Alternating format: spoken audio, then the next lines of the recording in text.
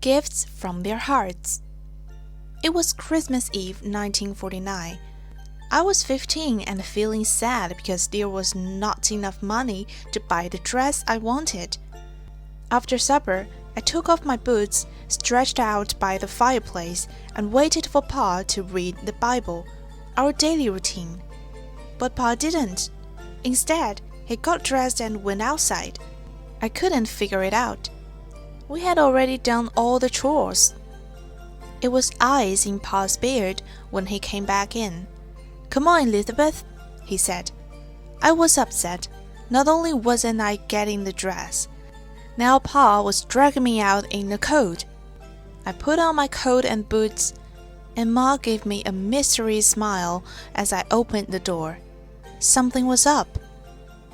Outside, I became even more dismayed. There, in front of the house, the big sled was ready. I reluctantly climbed up beside Pa, the cold already biting at me. We stopped in front of the woodshed and started loading wood. The wood we'd spent all summer hauling down from the mountain and all fall sawing into blocks. Finally, I asked, "Pa, what are you doing?" "Have you been by Miss Clark's lately?" he asked. Miss Clark lived about 2 miles down the road from us. Her husband had passed away the year before, leaving her with 3 children to raise on her own. "Yeah," I said. "Why?" "I rode by just today," Pa said. Little Jack was out, digging around in the woodpile, barefooted, trying to find the new chips. "They're out of wood, Elizabeth." Pa then went to the storeroom and returned with a big ham, a sack of flour over his right shoulder, and a smaller sack of something in his left hand. "What's in the little sack?"